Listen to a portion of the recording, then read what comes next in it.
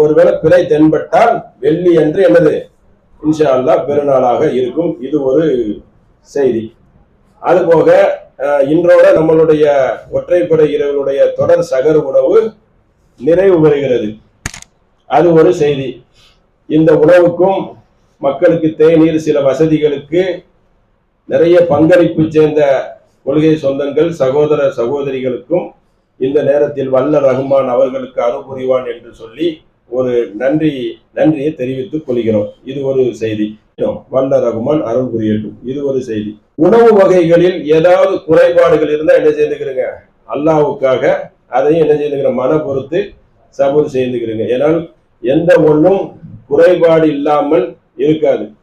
நபிகள் நாயகம் ஸல்லல்லாஹு அலைஹி வஸல்லம் அவர்கள் எப்படிப்பட்ட ஒரு வரலாறை வாழ்ந்திருக்கிறார்கள் என்று நாம எடுத்துரைக்க வேண்டாம். தொடர்ந்து 3 மாசம் தான் சாப்பிடாம இருந்திருக்காங்க. உணவுக்காக அவங்க உமர் ரலியல்லாஹு அபூபக்கர் ரலியல்லாஹு 3 பேரும் வெளியே வந்து நிக்கிறாங்க. பெரிய ஹதீஸ். எதுக்கு வந்தீங்க, ஏன் வந்தீங்க, எதுக்கு வந்தீங்கன்னு கேட்கிறாங்க. உங்களை எதை தள்ளிச்சோ அதுதான் என்னை தள்ளிச்சு அப்படிங்கிறாங்க. 3 பேருக்கும் பசி.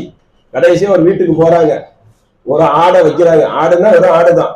நம்மளாவது எக்ஸ்ட்ராலாம் நிறைய எதிர்பார்ப்போம். அந்த அளவுக்கு ஒரு உலகத்தை நோக்கி நம்ம வந்துட்டோம். ஆனா உண்ணுங்கள் பருகுங்கள் வீண் விரையும் பண்ணக்கூடாது. ஆனா அதை சகிப்புத்தன்மை இருக்குல்ல, அல்லாஹ்வுடைய முகத்துக்காக தானே நோன்பு வைக்கிறோம். இன்னமா நுத்தியுமுக்குல் வஜ்ஹில்லா லா நுரீது முன்கும் ஜஸாவும் வலா ஷுக்கூரா. நாங்கள் உங்களிடம் எந்த ஒரு பிரதிபலனையும் எதிர்பார்க்கவில்லை, அல்லாஹ்வின் முகத்துக்காகவே இந்த காரியத்தை செய்தோம் என்று நல்லடியார்கள் கூறுவார்களே. இந்த எடுத்துக்காட்டான வசனங்கள் எல்லாம் மக்களுக்கு எப்படி இல்லை, அலட்சியப்படுத்திடுவாங்க. அப்போ குறைகள் கண்டிப்பாக இருக்கும். பழமொழியே என்ன எப்படி இருக்கு, 75 குறை 25 நிறை. குறை இல்லாமல் ஒரே அப்பாற்பட்ட ஒரு பரம்பொருள் யார் என்று கேட்டால் அல்லாஹ் தான். அப்போ இதே வச்சுக்கிறோன்னு ஒண்ணு. அந்த 3 நபர் விஷயத்துக்கு வந்துடும். சாப்பாட்டுக்கு வழி இல்லாம போறாங்க. ஒரு சகாபி வீட்டுல சாதாரண பெரிய ஆடம்பர சாப்பாடா, அதிகபட்சம் போல பேரிச்சம்பழம், பால், ஆடு, ரொட்டி, இந்த 4 தவிர என்ன இருக்கு? சரி, அதுவாவது பெரிய ஹைஜீனிக்கா அற்புதமா இஞ்சி தட்டி போட்டு வதக்கி அப்படியே வாயில ஊட்டி விடுற அளவுக்கு இருக்கும். அதுவும் அவ்வளவு விசேஷம் கிடையாது. ஆனா இன்னைக்கு மக்கள் மத்தியில ருசி பாவங்கள் எல்லாம் முன்னேறி இருக்கிறதுனால அப்படி கேட்கிறாங்க. இதெல்லாம் நபிகள் நாயகத்துடைய வரலாற்றை அல்லாஹ் ஏன் சுட்டி காட்டுகிறான் என்றால், அவங்களையும் சொகுசா வச்சிருக்கலாம். பக்கத்துல நஜ்ஜாசி மன்னர், பெரிய பெரிய கிஸ்ரா மன்னர்கள்லாம் ராஜபோகமாக இருந்தார்கள். ஆனா அல்லாஹ் பர்பஸ் ஆகிறான், மூமின்களுக்கு முன்மாதிரியா இருக்கணும், வழிதவறி பேரக்கூடாதுன்னு சொல்லி. ஒரு கஷ்டத்தை முன்மாதிரி காட்டினாதான் வாழ்க்கை எப்படி இருக்கும், ரோல் மாடலா இருக்கும். சுலைமான் நபியுடைய வாழ்க்கையை முன்மாதிரியா எடுக்க முடியுமா? அப்படி எடுத்து அவங்களுக்கு அல்லாஹ் அப்படி கொடுத்துருக்கான்.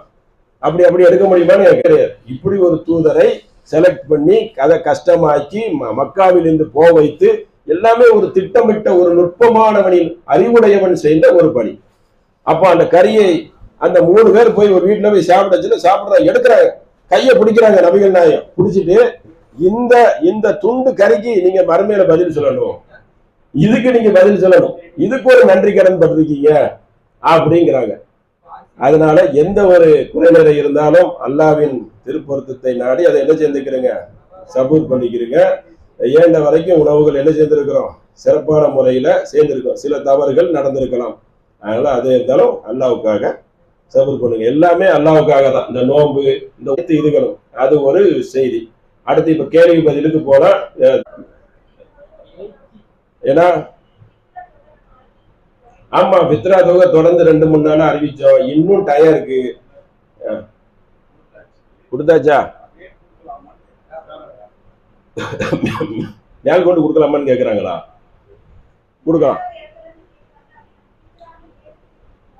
கொடுக்கலாங்கிற சட்டம் நேரடியா இல்ல. எப்படி தெரியுமா அதை நம்ம புரிஞ்சுக்கிறணும்.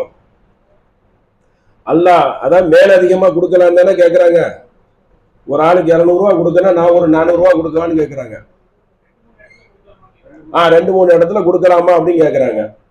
அப்படி கேட்கலான்னு கேட்டா கொடுக்கலாம்.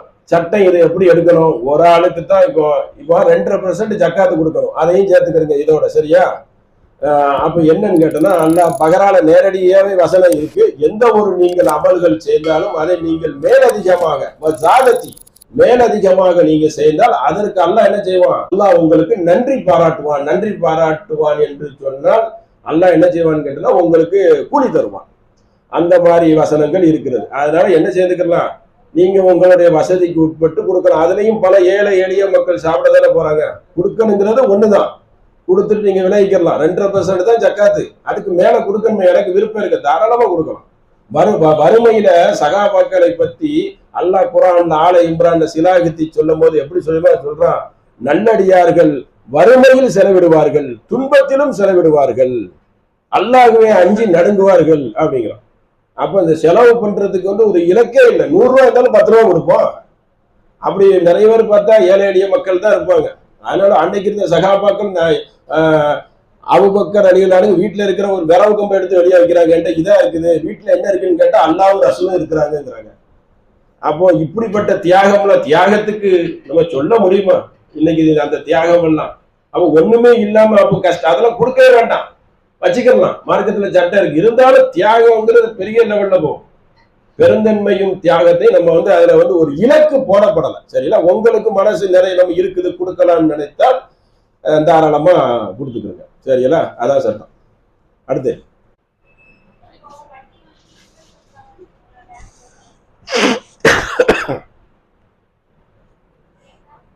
ஏன்னா கேக்குதா, கொஞ்சம் சத்தமா சொல்லிருங்க.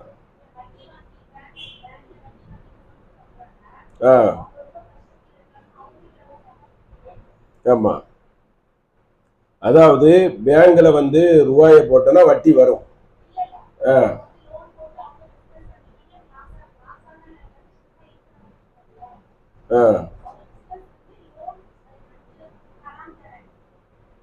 இல்ல நீங்க கேள்வியை கேட்டுருங்க, நான் அது உங்களுக்கு கேளுங்க. என்ன மாதிரி கேக்குறாங்கன்னா, பேங்க்ல பிக்சட் டெபாசிட் இருக்கும், அதுல இருந்து எடுக்க முடியாது, அது ஒரு வட்டி. வட்டியில பல வகையா வச்சிருக்காங்க. மக்களை திசை திருப்பதற்காக இன்சூரன்ஸ் வட்டி, பல வட்டி இருக்கு. பிசினஸ்ல போட்டு கமிஷன் ஒரு வட்டி. இவங்க என்ன தெரியுமா சொல்றாங்க, எஸ்பி அக்கௌண்ட்ல போட்டுட்டு அதுல ரூபா வரும், அத அப்படின்னு கேட்கல. ஏன்னா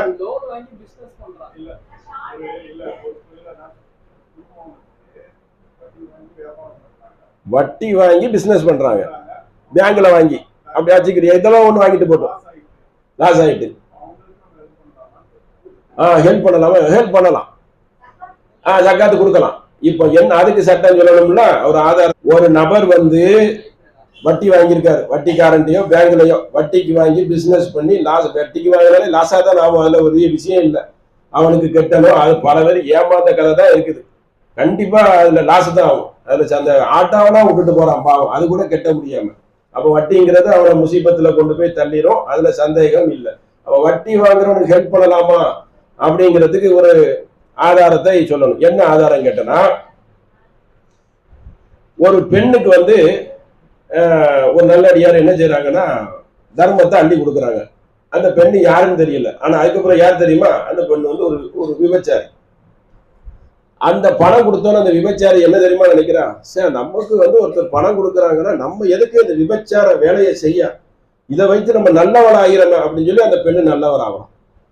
ஒரு பெரிய வள்ளல் அவனுக்கு போய் என்ன செய்யறாங்க, அவனுக்கு போய் காசை கொடுக்குறாங்க. ஏன்னா காசு கொடுக்கச்சுன்னா வள்ளல்னா தெரியாது இல்ல, இப்படி கொடுக்குறவன் கொடுத்துருவான். அவன் பாக்குறான் இவனே நமக்கு தரான்னு சொல்லி அந்த கொடை வள்ளல் இருக்காருன்னா அவன் கஞ்சக்காரன், அது கவனத்துல வச்சுக்கணும். அந்த கஞ்சக்காரன் மறுபடியும் கொடை வள்ளல்லாம் ஆயிடுறான். கடைசியா ஒரு திருடியே பொழைக்கிறான். திருடங்கிறது நமக்கு தெரியாது, நம்ம செலக்ட் பண்ணாமையும் கொடுப்போம். அந்த வாரி கொடுக்கறவங்களுக்கு எதுவுமே தெரியாது, அள்ளி கொடுப்பாங்க. அப்படிதான் அந்த ஹதீஸ். திருடனே தெரியாது, அவங்களுக்கு அள்ளி கொடுத்து திருடன் என்ன செஞ்சிடறான், திருந்திடலாம். இந்த அடிப்படையிலையும் சொல்லலாம். அது இல்லாம வட்டி வாங்குறது அவர் தான் மாட்டியிருக்காரு, அவருக்கு ஹெல்ப் பண்றதுல என்ன வந்துடாது பாவம். ஆனா அறிவுரை சொல்லணும். சரிங்களா? கண்டிப்பாக சிக்கலில் மாட்டிக்கொண்டு இருக்கிறவர்களை மீட்டெடுக்கிறது வந்து மிகப்பெரிய நன்மை. அது இந்த பொருளாதார ஹெல்ப் இருக்குது, அது எங்கேயோ கொண்டு போய் விட்டுரும், அவனை தூக்கி விடுறதுக்கு சமம். குடும்பத்துல எல்லாரும் ஒருத்தர் அப்படி இருந்தாங்கன்னா பல சிக்கலே வராது. அந்த மாதிரி இருக்குது. அதனால கண்டிப்பாக என்னது அந்த உதவியை செய்யலாம். வட்டியை பொறுத்த வரைக்கும் எப்படின்னா, அல்லதீன லா யக்குலூன ரிபா லா யக்கூமுன இல்லா கமா யக்கூம் உள்ளதீன யதஹப்பதுஹு ஷைத்தான். வட்டியை உண்பவர், திங்கக்கூடியவர்னு எல்லாம் சொல்லிடுறான். வாங்குறதுலாம் இருக்கு, வாங்குறது எழுதுறது அதுவும் தண்டனை, உண்புறதும் தண்டனை. சைத்தான் என்ன செய்ய, தீண்டியது போல் பைத்தியக்காரனாக என்ன செய்வார்கள், அவர்கள் எழுப்பப்படுவார்கள். பைத்தியக்காரன் அர்த்தம் அப்படி இல்லை, ஒரு கெட்டது தொடக்கூடிய அளவுக்கு கேடு கட்டவர்களாக அவர்கள் இருப்பார்கள். அதுக்கு காரணம் என்ன தெரியுமா? இதையும் நீங்க ஒன்னையோட சொல்லிடுறேன். அதுக்கு காரணம் என்னன்னா, தாலிக பி அன்னகும் காலு இன்னமல் பையு மிஸ்ல ரிபா, அவர்கள் வட்டியை வியாபாரமாக சொன்னார்கள். அதான் காரணம். அப்ப அந்த காலத்திலே அப்பவுமே இருக்காது, அல்ல முன்னு முக்காலம் அறிந்தவன் தானே, கரெக்டா சொல்லிட்டு. அவன் வட்டியை இன்னைக்கு என்ன செய்யறாங்க, வியாபாரமாகவும் பயன்படுத்துறாங்க. அதையும் ஜாக்கிரதையா என்ன செய்யணும், டீல் பண்ணணும். நீங்க அந்த வட்டி கஷ்டப்படக்கூடியவர்களுக்கு தாராளமா என்ன செய்யலாம், உதவி செய்யலாம். அது ஒரு குற்றம் இல்லை. அடுத்து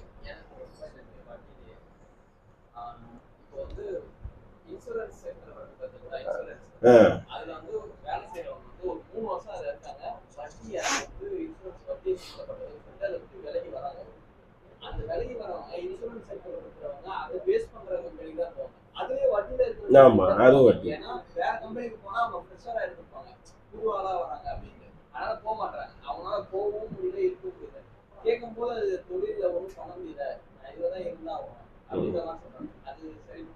சரிப்பட்டு வருமானா சரிப்பட்டு வராது.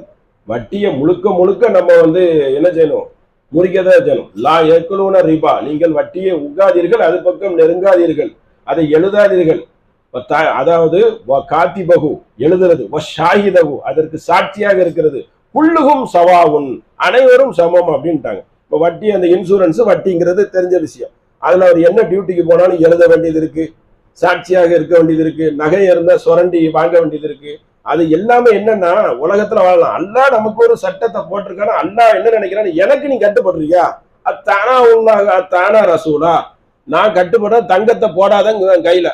தங்கம் போட்டா வந்து இன்னைக்கு உடம்புக்கு கேடு எதை சொல்றாங்க, அதெல்லாம் விட்டுருங்க.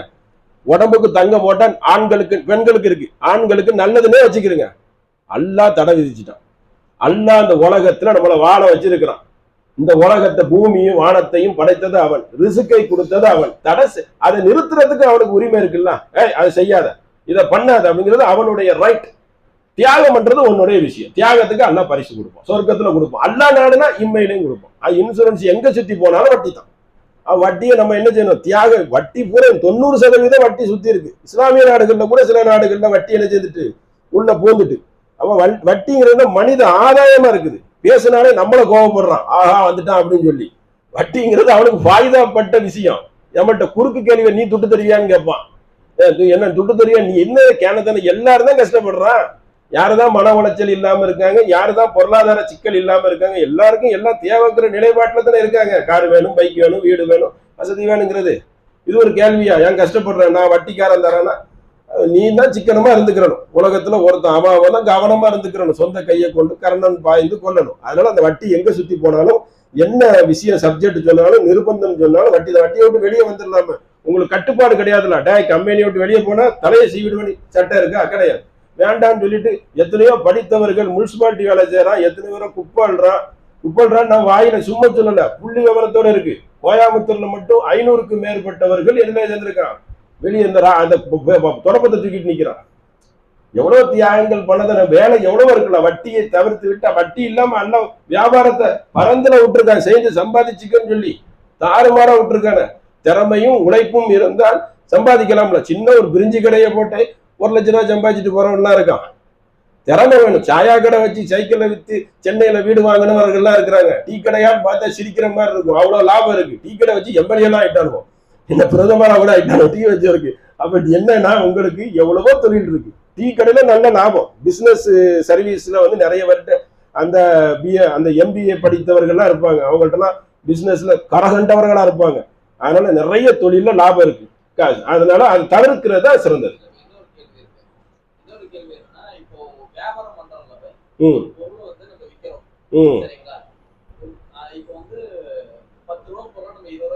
ஆமா, விற்கலாம்.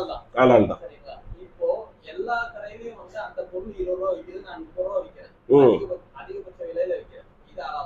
இது ஹலாலான்னு கேட்டனா, மண்கசைனா பலைசமின்னா, ஒரு மூமின் வந்து மோசடி செய்யக்கூடாது. எப்ப நீங்க கேட்கலாம், இது என்ன மோசடியான்னு கேட்கலாம். மார்க்கெட்ல வந்து எல்லாத்துக்கும் ஒரு ரேட் இருக்கும். அந்த அளவுக்கு உலகம் வந்து கை சக்கரத்துல கொண்டு வந்துட்டான். சொல்றேன் உதாரணத்துக்கு. இல்ல நீங்க சொல்றது ஹலால் தான். ஆனா மக்கள் சிந்திப்பான்ல, ஏன்பா இந்த பொருள் நம்ம உலகத்துல பிசினஸ் பண்றவன் என்ன நினைப்பானா, மக்களை கவர் பண்ணணும். 1 ரூபா குறைச்சி கொடுத்து இன்னொரு இதுல 2 ரூபா ஏத்திக்கிடுவான். வியாபாரங்கிறதே அதுல வந்து ஒரு சூத்திரம் இருக்கு. வியாபாரிக்கு தான் தெரியும். பெரிய பெரிய டிமார்ட் எல்லாம் போனா ஒன்ன கூட்டியிருப்போம், ஒன்ன குறைச்சிருப்போம். எண்ணெய் கம்மியா இருக்கும், இன்னொன்னு அடிச்சிருவோம். பிஸ்கட் எல்லாம் பார்த்தா வேற மாதிரி வச்சிருப்போம். பிசினஸ்ங்கிறது சம்பாதிக்க வந்திருக்கீங்க. மக்கள்கிட்ட இப்படி லாபம் சம்பாதிக்கலாம் அவன் கண்டுபிடிப்பான்ல. ஒரு கடைக்கு 10 கடை ஏறுவான் ஒரு பொருள் வாங்கச்சல. அப்ப என்ன நினைப்போம், உங்களுக்கு தான் அதுல வந்து லாஸ். இவர் வந்து நம்மள்ட்ட கூட்டி விற்கிறாருன்னு சொல்லி திரும்ப கடைக்கு வரமாட்டான். நீங்க வந்து அதை பார்த்துக்கணும். மார்க்கெட்னு ஒண்ணு இருக்கு. வியாபாரத்தை வியாபாரமா பார்க்கணும். அதுல வந்து இஸ்லாத்தை உள்ள நுழைக்க கூடாது. வியாபார விஷயத்துல நபி ஸல்லல்லாஹு அலைஹி வஸல்லம் என்ன சொல்கிறார்கள் என்றால், நீங்கள் பெருந்தன்மையை கடைபிடித்துக் கொள்ளுங்கள். வியாபாரத்துல பெருந்தன்மைனா என்ன? அதுல இதை அடங்கத்தானே செய்யும். அப்போ அது நீங்க சொல்றது ஹலாலான ஹலால் தான். வியாபாரம் செய்ய முடியுமா? அதுக்கு தக்க ஒருத்து காட்டணும்ல. ஏங்க அவன் 20 ரூபா, நான் 30 ரூபாய்க்கு இங்க பாருங்க இதை வச்சிருக்கேன் அதை வச்சிருக்கேன்னு காட்டின ஒரே மாதிரி ஒரு பொருளை வந்து 10 ரூபா பொருளை 20 ரூபா, நீங்க மட்டும் 30 ரூபா கண்டுபிடிச்சிருவானே. கண்டுபிடிக்கிற அளவுக்கு மக்கள் இன்னைக்கு கையில வச்சு தவழ்ந்துகிட்டு இருக்குது. இப்படி அடிச்சு இப்படி பாத்துறான். அந்த பொருள் என்ன, இந்த பொருள் என்ன, அந்த அளவுக்கு சிந்தனையாளர்களா மக்கள் இருக்கா. சிந்தனையாளரை நோக்கி ஓடிடுவான், எங்க இந்த பொருள் வாங்கியிருக்கேன்னு சொல்லி. அந்த அளவுக்கு வியாபார சக்கரத்துல வந்து நீங்க இப்படி சொல்றீங்க. அரபு நாட்டுல வந்து அவ்வளவு துட்டு வச்சிருப்பான். அரபி 100 கடை ஏறுவான் பைத்தியக்கார மாதிரி. அவ்வளவு காசு வச்சிருந்தாலும் செலவு பண்ணிடலாம். இருந்தாலும் அவனுக்கு என்ன ஆகுதுன்னா, தன்னளவில் நம்ம ஏமாந்துடக்கூடாது அப்படிங்கிற ஒரு எண்ணம் வந்து மனிதன்ட்ட சைக்காலஜியா இருக்குது. எல்லாத்துலயும் இருக்கும்ல. 100 ரூபாய் ஏமாந்துட்டோம், நம்மள ஏமாத்திட்டானு சொல்லிட்டு. அதனால நம்ம வந்து அப்படி நினைக்க கூடாது. நம்ம வியாபாரத்துல ஜெயிக்கணும்னு சொன்னாலே ரேட்டை வந்து சின்ன பெர்சன்டேஜ்ல வச்சு ஜெயிக்கிறது ஒரு வெற்றி தான். தமிழ்னா பெரிய சதவீதத்துல தங்கத்துல தான் அடிக்க முடியும். என்னது செய்கூலி சேதாரம் சொல்லி போட்டு உல்டா பண்ணி அடிச்சு விட்டுருவான். மற்ற சிறு தொழில்கள் நார்மலா இருக்கிறவங்க எல்லாம் வியாபாரத்துல ஹராம் ஹலால் பேச வேண்டாம். அது உள்ள வர்றதுக்கு முன்னாடி வியாபாரம் ஒண்ணு இருக்கு. அந்த வியாபார ஸ்டைல்ல சிந்திக்கணும். அதுக்கப்புறம் பாத்துக்கிறோம். ஆனா நீங்க ஆமா எவ்வளவு நாளும் விற்கலாம் 30 ரூபா. ஆனா வந்து உங்களை அவன் ஒரு பார்வையில பார்ப்பான்னா. உலகத்துல பிசினஸ் ஒண்ணு இருக்குல்ல. உதாரணத்துக்கு ஒரே ஒரு ஹதீஸை சொல்றேன். நபி ஸல்லல்லாஹு அலைஹி வஸல்லம் வந்து ஒரு பகுதிக்கு வராங்க. வரச்சல அந்த சஹாபிகளுக்கு அவங்க வந்து மதுரங்க சேர்க்கை பண்றாங்க. பேரிச்சம்பளம் வந்து பல வகை இருக்குல்ல. மதுரங்க சேர்க்கை பண்ணி அழகான முறையில செய்யச்சுல நபி ஸல்லல்லாஹு அலைஹி வஸல்லம் அதை இப்படி கட்டுங்க, இதை அப்படி கட்டுங்கன்னு சொல்லிட்டாங்க. நபி ஸல்லல்லாஹு அலைஹி வஸல்லம் சொன்னதை கேட்டு சஹாபிகள் என்ன பண்ணிட்டாங்க, பேரிச்சம்பளத்தை கேட்டது கொஞ்ச நாள் போனதுக்கு அப்புறம் பட்டு போச்சு. உடனே மறுபடி போச்சுல, ஏன் இது பட்டு போய் இருக்குது, ஏன் பேரிச்சம்பளம் இப்படி இருக்குன்னா, நீங்க சொன்ன ஐடியாவை கேட்டு நான் என்ன செய்தேன், இப்படி செய்தேன், அது பட்டு போச்சுங்கிறாங்க. உடனே நபி ஸல்லல்லாஹு அலைஹி வஸல்லம் என்ன தெரியுமா சொல்றாங்க, உங்களுக்கு நான் ஒரு அம்பருகும் உங்களுக்கு ஒரு கட்டளையை போட்டால் தீனிக்கும் மார்க்கத்துல போட்டா நீங்க கட்டுப்படுங்க. துன்யா உலக விஷயமா போட்டா என்னை விட நீங்க நன்கு அறிந்தவர்கள். ஏன்னா உலகம் போய்கிட்டே இருக்கு. எவ்வளவு தெளிவான ஹதீஸ் பாருங்க. அதை நம்மளுடைய கண்ட்ரோல்ல வந்துக்கிறோம். இப்ப நீங்க வியாபாரம் செய்ய வரீங்கன்னா உங்க கண்ட்ரோல்ல வந்துருங்க. எப்படி பண்ணா மக்களை கவர் பண்ணலாம். வியாபாரினா அப்படி தருங்க. வியாபாரிட்ட கரார் இருக்கக்கூடாது. சிரிச்ச முகமும் இருக்கணும், கரெக்டான முறையிலையும் போடணும். வியாபாரத்துக்குன்னு ஒரு ட்ரிக்ஸ் இருக்குது. அதை தானே செய்யணும். அப்படித்தானே சொல்ல முடியும். எது ஒன்று சேர்ந்தாலும் இதுக்கெல்லாம் வந்து நேரடியா கேட்கக்கூடாது. இப்படி ஒரு குர்ஆன் வசனம் இருக்குல்ல, எதை ஒன்று சேர்ந்தாலும் அகசனும் அழகிய முறையில செய்யுங்கன்னு இருக்குது. நீங்க செய்யறதுல அழகு இல்லல்ல. மத்த ஒரு கேள்வி கேட்டு உங்களை கவுத்தலும் பார்க்கச்சுல அதை நீங்க அந்த வாசலை அடைச்சு விட்டுருங்க. அப்படி கூட சிந்திக்கணும்ல. நம்ம இப்படி ஹலாலாக்கி பண்ணலாம். ஆனா தோல்வி யாருக்கு? ஏன்னா இது உலக விஷயம். அப்ப உலக விஷயத்த நீங்க நன்கு என்ன செய்யணும், உரசி பார்த்து சேர்ந்துக்கிறணும். ஏன்னா உங்களை ஒரு சின்ன விஷயத்துல டக்குன்னு தப்பா எடுப்பான்லாம். ஏன்னா ஏமாத்த பாக்குறீப்பாங்குவான், இவ்வளவு ரூபா லாபமாப்பா அப்படிங்குவான், கடைக்கே வரமாட்டான், இன்னும் 10 வட்டம் போய் சொல்லுவான். அதனால அந்த மாதிரி சிந்திச்சுக்கிறணும்.